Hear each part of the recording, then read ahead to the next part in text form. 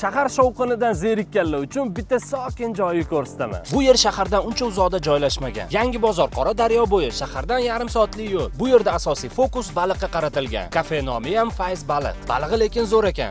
Katta bo'lgani bilan yog'siz. Shu bilan birgalikda quruq emas, suvli chiqqan. Qiltanolari ham katta ekan, ajratib yeyish qiyin emas. Qovurishni ham yorib qo'yishibdi. Xullas balig'i menga juda ham yoqdi. Baliqning kilosi agar boshi bilan o'lchansa 100 ming so'm ekan. Boshsiz esa 120 ming. Bu yerni yana piyola somsasi ham mashhur ekan. Somsa piyolada pishirilganligi uchun sho'rvasi ichida qolar ekan. O'zini nonini o'ziga botirib yeyish shunaqangi maza bo'lyapti. Somsani bittasi 15 ming, ikkitasiga menimcha och oshqozon bemalol to'yadi. Va gurisini ham yeb ko'rdim, yomon emas ekan. Go'shlar yumshoq pishgan, tuzlamasi ham joy-joyida. Narxi esa 1 kilosi 230 ming so'm ekan. O'tirish uchun umumiy zal yoki uteplonniy qilingan tapchallar va stullar ham bor. Yangi bozorda Kavardanga burilishingiz bilan chapdagi ko'chadan kirib kelinadi. Fayz baliq ertalab 10 dan kechki 11 gacha ishlaydi. To'liq lokatsiyasini Telegram kanalimga tashab qo'yaman.